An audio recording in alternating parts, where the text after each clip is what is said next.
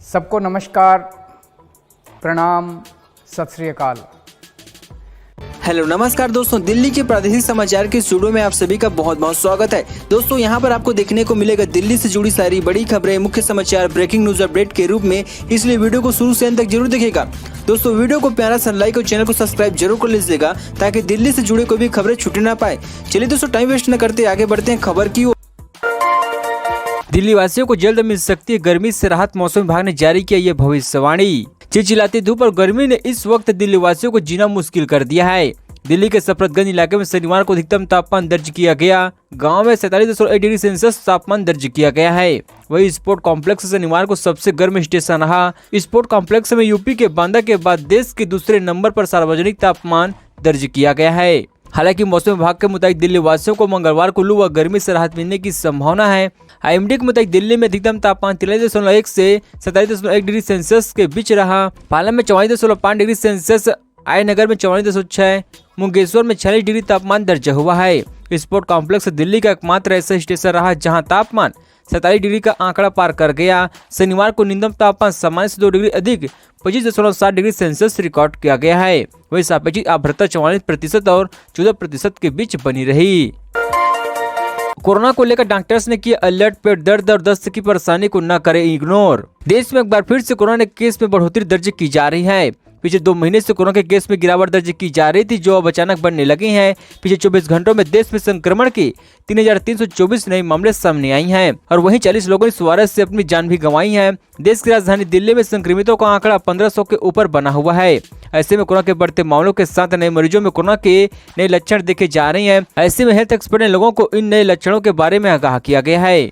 इस क्लोरो में छपी रिपोर्ट के अनुसार कोरोना के बढ़ते मामलों के बीच राजधानी दिल्ली में डॉक्टरों ने यह बताया कि नए मरीजों में पेट दर्द, दस्त की परेशानी देखी जा रही है। वहीं बता दें कि इससे पहले ही कोरोना की लहरों में मरीजों को बुखार, कोल्ड, बदन दर्द, सिर दर्द जैसी परेशानी हो रही थी। डॉक्टरों के अनुसार कोरोना के नए मरीजों में 20% लोगों को दस्त की शिकायत है। वही डॉक्टरों का यह संख्या ज्यादा भी हो सकती है। इसके साथ ही डॉक्टरों ने यह भी बताया कि कुछ कोरोना मरीजों के दस्त के अलावा कोई और कोरोना के लक्षण नहीं देखे गए हैं।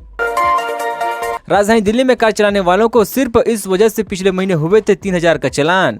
यदि आप दिल्ली में रहते हैं तो यह खबर आपके लिए बेहद काम की हो सकती है। दिल्ली सरकार के परिवहन विभाग द्वारा लेन अनुशासन लागू करने के महीने के बाद 3000 से अधिक वाहनों पर जुर्माना लगाया गया। विभाग रिंग रोड और आउटर रिंग रोड सहित चुनिंदा हिस्सों पर अभियान को तेज करने की योजना बना रही है। इसके बारे में ज्यादा जानकारी देते हुए संयुक्त आयुक्त नवेंद्र कुमार सिंह ने कहा कि 1 अप्रैल से प्रवर्तन अभियान शुरू होने के बाद से 3,378 वाहनों पर जुर्माना लगाया गया है। इसमें दिल्ली परिवहन विभाग और क्लस्टर योजना की 401 बसें भी शामिल हैं, जिन्हें तय बस लेन में ड्राइविंग नहीं करने के लिए दंडित किया गया था। उन्होंने बताया कि फिर बदरपुर सीमा से लेकर आश्रम चौक और पूरे रिंग रोड जैसे हिस्सों में इस अभियान को चलाई जा रही है। इस अभियान का विस्तार आउटर रिंग रोड के अधिकांश हिस्सों में भी किया जाएगा। हमने रिंग रोड को 10 खंडों में विभाजित किया है, जिसमें से प्रत्येक पर एक अलग टीम जांच करेगी। कुमार ने कहा कि अभियान के अगले चरण को शुरू करने से पहले विभाग विभिन्न हिस्सों में सड़कों के डिजाइनिंग का काम करेगा। परिवहन विभाग के लाइन तोड़ने वाले वाहनों की निगरानी के लिए विभिन्न स्थानों पर 138 टीमों को तैनात किया गया।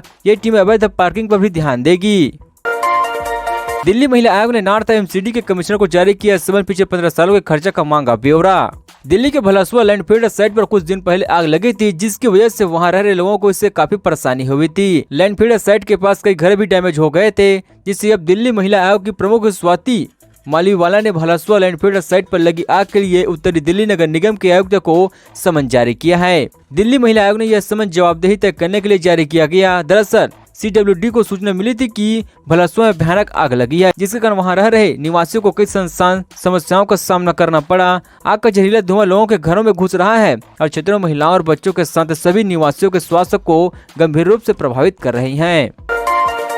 दिल्ली के जामा मस्जिद के शाही इमाम ने पीएम मोदी से किया अपील, जानिए क्या कहा। दिल्ली जामा मस्जिद के शाही इमाम सैयद अहमद बुखारी ने शुक्रवार को केंद्र सरकार से अपील करते हुए कहा कि उन दरवाजों को बंद करें जिन्होंने समाज में घृणा और सांप्रदायिक तनाव की हवा आ रही है। अहमद बुखारी ने प्रधानमंत्री नरेंद्र मोदी और केंद्रीय गृह मंत्री अमित शाह से देश में हो रही सांप्रदायिक घटनाओं पर लगाम लगाने की अपील की है। अहमद बुखारी ने कहा कि देश को सांप्रदायिक नफरत की आग में जलाने के लिए नहीं छोड़ सकते। बुखारी ने कहा कि देश के मौजूदा हालात को देखते हुए मैं प्रधानमंत्री से आग्रह करना चाहता हूं कि इस पर तत्काल ध्यान देने की जरूरत है। शाही इमाम बुखारी ने शुक्रवार को अलविदा की नमाज के बाद कहा कि वो जल्द प्रधानमंत्री और गृह मंत्री को पत्र लिखकर उनसे मिलने का समय मांगेंगे। शुक्रवार की नमाज के मौके पर एक सभा को संबोधित करते हुए बुखारी ने देश में घृणा और सांप्रदायिक तनाव के माहौल पर चिंता व्यक्त करते हुए एक भावनात्मक भाषण दिया है। इसके साथ ही उन्होंने कहा कि भारतीय मुसलमान प्रधानमंत्री नरेंद्र मोदी से उम्मीद रखते हैं देश में हिंदू मुस्लिम दोनों समाज के लोग हिंसा नहीं चाहते, क्योंकि पहले से सभी लोग कोरोना महामारी के कारण आर्थिक तंगी से जूझ रहे हैं। अब शताब्दी और वंदे भारत एक्सप्रेस ट्रेन में रेडियो पर संगीत सुनते हुए सफर करेंगे यात्री, यहाँ जाने वालों का होगा मनोरंजन। दिल्ली से अलग राज्यों में ट्रेनों के माध्यम से यात्रा करने वाले यात्रियों को अब रेडियो के माध्यम से संगीत सुनने को मिलेगा। उत्तर भारत रेलवे ने शताब्दी एक्सप्रेसवे और वंदे भारत ट्रेन में रेडियो के जरिए यात्रियों के मनोरंजन की व्यवस्था की है। अब दिल्ली से यदि इन रेलगाड़ियों में सफर करेंगे तो आपको रेडियो के जरिए संगीत सुनने को मिलेगा। इसके अलावा रेडियो सूचना और कई विज्ञापन भी सुनाई देंगे। रेडियो सेवाओं के माध्यम से ट्रेनों में मनोरंजन प्रदान करने की पहल दिल्ली मंडल के रेल प्रबंधक डीपी गर्ग और वरिष्ठ वाणिज्य प्रबंधक प्रवीण कुमार के निर्देश से की गई है, जिसे लेकर उत्तर रेलवे की ओर से जानकारी दी गई है कि शताब्दी और वंदे भारत एक्सप्रेसवे रेलगाड़ी में रेडियो के माध्यम से विज्ञापन भी सुनाई देंगे। इसके अलावा रेलवे सूचना और संगीत यात्रियों को सुनने को मिलेगा। इसके जरिए रेलवे राजस्व में भी बढ़ोतरी होने का अनुमान जताया है। रेलवे के मुताबिक इससे सालाना 42.20 लाख रुपए का राजस्व प्राप्त होगा। स्कूल की जमीन पर बहुमंजिला पार्किंग के निर्माण के खिलाफ एससी में याचिका दायर, एनसीएमसी के खिलाफ कार्रवाई की मांग। दिल्ली के करोल बाग के बैक स्ट्रीट में साल 1927 से स्थापित एक प्राइमरी स्कूल को तोड़कर उसी की जगह कॉमर्शियल सब रिलेटेड स्पेस, फूड कोर्ट और बहुमंजिला कार पार्किंग के निर्माण के खिलाफ दिल्ली हाई कोर्ट में जनहित याचिका दायर की गई है। वकील और कार्यकर्ता अमित साहनी ने उत्तरी दिल्ली नगर निगम, दिल्ली सरकार, दिल्ली बाल अधिकार संरक्षण आयोग और Omtech construction and I infrastructure limited के खिलाफ याचिका दायर की गई है। कार्यवाहक मुख्य न्यायाधीश विपिन सांघी की पीठ ने समक्ष सुनवाई के लिए याचिका को 2 मई 2022 के लिए सूचीबद्ध किया गया है। याचिका में कहा गया कि एनडीएमसी ने अक्टूबर 2021 में नगर विद्यालय के भवन को गिराकर बहुस्तरीय पार्किंग बनाने का प्रस्ताव रखा है। दिल्ली उच्च न्यायालय द्वारा मल्टी लेवल पार्किंग के निर्माण के लिए जारी निर्देश की आड़ में 4200 वर्ग मीटर के स्कूल की जमीन ओमटेक को 181 करोड़ रुपए में बेची गई थी। याचिका में कहा गया कि 2019 में एमसीडी ने छात्रों को शिवनगर के दूसरे स्कूल में स्थानांतरित करके स्कूल की इमारत का उपयोग करना बंद कर दिया है, जो केवल 1420 वर्ग मीटर में बना हुआ है। इस स्कूल का आकार पिछले स्कूल की तुलना में काफी कम है और इसमें खेलने के मैदान और हरित क्षेत्र जैसी बुनियादी सुविधा भी नहीं है। दिल्ली पंजाब पुलिस के खिलाफ मुकदमा दर्ज, पत्रकार के साथ बदसलूकी का आरोप। जानिए क्या था पूरा मामला। दिल्ली के मुख्यमंत्री अरविंद केजरीवाल और पंजाब के मुख्यमंत्री भागवत मान की प्रेस कॉन्फ्रेंस के दौरान एक पत्रकार के साथ बदसलूकी करने के आरोप में पंजाब पुलिस के अधिकारी के खिलाफ शिकायत दर्ज कराई गई है। प्रेस कॉन्फ्रेंस द इंपीयर में आयोजित की गई थी। एक वरिष्ठ पुलिस अधिकारी ने कहा कि वह मामले की जांच कर रही है। पीड़ित नरेश वसन ने कनाट प्लेस पुलिस स्टेशन में शिकायत दर्ज कराई है। उन्होंने आरोप लगाया कि जब वह 26 अप्रैल को प्रेस कॉन्फ्रेंस को कवर करने गए तो उन्हें प्रेस द्वार पर सुरक्षा कर्मी ने रोक दिया। वसन ने दावा किया कि मैंने उन्हें अपना PIB कार्ड दिखाया, लेकिन चेकिंग के बहाने उन्हें इसे ले लिया और कुछ मिनटों के बाद उन्हें मुझे बताया कि मैं एक रिपोर्टर नहीं हूं और मुझे प्रेस कॉन्फ्रेंस रूम में प्रवेश नहीं करने दिया जाएगा। वसन ने आगे आरोप लगाया कि जब उन्होंने पंजाब पुलिस से पूछा कि एक रिपोर्टर को प्रभाषित करने के लिए क्या मापदंड है, तो उन्होंने कथित तौर पर उनके साथ दुर्व्यवहार भी किया है। कनाडा के मरखा में पीएम मोदी आज शाम लोगों को करेंगे संबोधित। सरदार पटेल की प्रतिमा का किया जाएगा अनावरण। आज शाम करीब 9 बजे प्रधानमंत्री नरेंद्र मोदी कनाडा के शहर मरखा में हो रहे एक कार्यक्रम को संबोधित करेंगे। अपने ट्विटर में पीएम मोदी ने कहा कि आज यानी 1 मई की शाम लगभग 9 बजे कर्नाटक के मरखा में कार्यक्रम को संबोधित करूंगा। इस कार्यक्रम में सनातन मंदिर सांस्कृतिक के केंद्र में सरदार पटेल की प्रतिमा का अनावरण किया जाएगा। यह भारत के साथ सांस्कृतिक संबंध को गहरा करने के लिए हमारे डायस्पोरा द्वारा एक महान पहल है। पटियाला हिंसा पुलिस का बड़ा एक्शन, मास्टरमाइंड बरजिंदर सिंह परवाना अरेस्ट, अब तक 9 दंगाई गिरफ्तार। पटियाला हिंसा मामले पंजाब पुलिस ने बड़ी कार्रवाई की है। पुलिस ने इस मामले में कुल 9 दंगाई को गिरफ्तार किया। पुलिस ने हरिशंकर सिंगर, जग्गी पंडित, शंकर भारद्वाज को पटियाला से अरेस्ट किया गया है। वहीं बरजिंदर सिंह परवान को मोहाली से गिरफ्तार किया गया। बरजिंदर परवान पर खालिस्तानी समर्थक वाले नारे लगाने का आरोप लगाया गया है। सूचना के अनुसार कुलदीप सिंह, दलित सिंह, राजेंद्र सिंह को पुलिस ने पटियाला से हिरासत में लिया है। वहीं देवेंद्र सिंह को हरियाणा के जीत से पकड़ा गया है। इसके अलावा सिद्धे की गिरफ्तारी फतेहगढ़ से हुई है। पटियाला में 29 अप्रैल को हुई हिंसा का मास्टरमाइंड बरिंदर सिंह परवाना उर्फ सन्नी राजपुरा का रहने वाला है।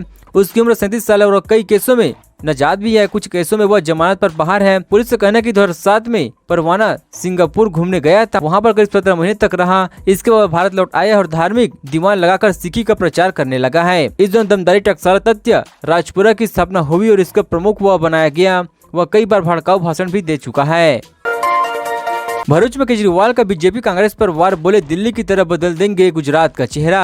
आम आदमी पार्टी का राष्ट्रीय संयोजक और दिल्ली के मुख्यमंत्री अरविंद केजरीवाल गुजरात के चंदेलिया गांव में जनता को संबोधित करने पहुंचे हैं। अरविंद केजरीवाल ने मन से 6.5 करोड़ गुजरात वासियों को प्रणाम करते हुए कहा कि ये हमारी पहली जनसभा है, इसलिए हम आदिवासियों के साथ रख रही हैं। आदिवासियों पर बात करते उन्होंने कहा कि इस पर बहुत जुल्म हुआ है। केजरीवाल ने मन से बीजेपी और कांग्रेस पर जमकर वार किया है। उन्होंने कहा कि ये दोनों पार्टियां अमीरों के साथ खड़ी है और दिन पर दिन ये अमीरों को और अमीर बना रही है। इन्होंने 6000 सरकारी स्कूल को बंद कर दिया, लाखों बच्चों के भविष्य को खराब कर दिया। आप हमारी पार्टी को मौका दे, हम स्कूल बनवाएंगे, बच्चों को भविष्य बनाएंगे। उन्होंने आगे कहा कि हमने आज दिल्ली का चेहरा बदल दिया है, हमने दिल्ली में सरकारी स्कूल के हालात सुधार दिए हैं। दोस्तों खबरों का सिलसिला बस यहीं तक। दोस्तों वीडियो जानकारी आपको अच्छा लगा, वीडियो को प्यारा सा लाइक कीजिए। दोस्तों आप दिल्ली निवासी थे, हमारे चैनल को सब्सक्राइब कर दिल्ली जुड़ी सारी बड़ी खबरें इस तरह से मिलते रहे। चलिए दोस्तों अगले वीडियो में मिलते हैं। जय हिंद जय भारत।